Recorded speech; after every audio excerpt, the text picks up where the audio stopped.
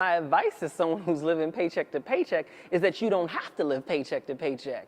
For me, so before I got into this kind of work, I was a management consultant. And so many people will ask me, well, what exactly is a management consultant? And I tell them it can mean anything. But essentially, we were high paid temporary staff to other corporations. So, I had really big clients, from some of the sodas in your refrigerator to the debit cards in your wallet. If I look in your wallet, I can find probably 3 of my clients. I work for a big company. What they would do is they staff me out to those companies to do various things for them. My background, I was working in finance.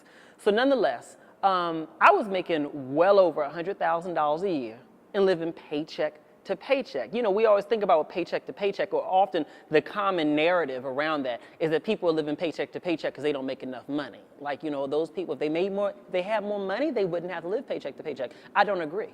I think if you manage your expenses differently, you wouldn't be living paycheck to paycheck. The reality is that living paycheck to paycheck is not about how much money you make. It's about how you spend your money. I do believe that you always should be pushing to make more money, building multiple revenue streams, but before you can do that, you still have a responsibility to manage how you spend your money better. For me, if I look back on that time, if someone were to say, well, Malcolm, you kind of need to check your expenses. I remember, I think it was my mother who said to me, you should look at how you spend. And my excuse was, well, I live in D.C. It's so expensive to live here. After you pay, the mortgage and the car note and the this and the that, is very little left over. So I was making excuses. Well, let's take a step back.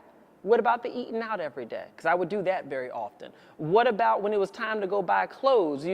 Was I buying them on sale? Was I willing to drive to the outlets? Or was I just buying whatever I wanted in the moment? What about when it was time to go out to brunch and things of that nature? And I would go out there, and then when they say, do you want bottomless mimosas? Oh, yeah, sure. It's just an extra $15. Who's counting? I would do all that kind of stuff. I had this really big inflated lifestyle where even though I was making $100,000 and some odd a year, I was spending that exact amount of money. If I had one check not come in, the first thing I would have probably had to do was dip into the little tiny bit of savings I had, which was barely nothing. And then after I went through that, I would have probably had to borrow money from my 401k. And if I would have depleted that, then it would have been calling my mother. And my lifestyle, even back then, was bigger than my mother's lifestyle. I made more money than her. I surpassed the income my mother made years ago. So, a lot of us are living that way, where we've been fortunate enough to be able to build these careers, get education, do all these other things. And the reality is that we are sometimes the highest earning people in our circles and in our families. So if our ship starts to sink, no one's got a lifeboat big enough to save us, because we got big bills, And so I take that to say that a lot of us can't afford to live paycheck to paycheck because we're our only support system at the end of the day. We're our only safety net. So if the idea of saving isn't sexy to you, fine. It doesn't have to be savvy. It doesn't have to be sexy. But is the idea of potentially being financially insolvent, potentially having nothing, does that jolt you into the idea of saying maybe I should spend less than what I earn so I can at least have a little something left over so I can set aside for my future? Spending less than what you earn, not living paycheck to paycheck, is not always just about building wealth. Sometimes it's about being able to know that you're creating a situation where you can be your own bank, where if it comes down to it, you can be your own safety net. Because once you know you can be your own safety net, then you can have a sense of security within yourself because all right, I'm good. And if ever there was an opportunity to perhaps start a business or do something different, maybe I could leave this job. I got 8 months of savings here.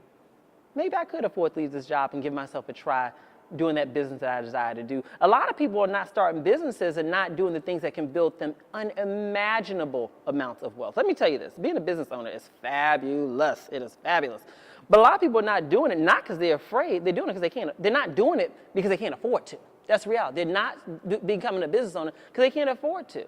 They say, well, what if I don't make any money? Well, you probably won't make any money in the beginning, but if you have enough savings set aside, you can survive that. So when I talk about not living paycheck to paycheck, I'm not just talking about saving for the sake of saving. I'm saying not living paycheck to paycheck so you can create a safety net for yourself, or more importantly, so you can create a foundation so that you can build wealth and abundance on top of it. Because if you can do that, you can really transform your life. And it's a beautiful thing having wealth and abundance. It really is.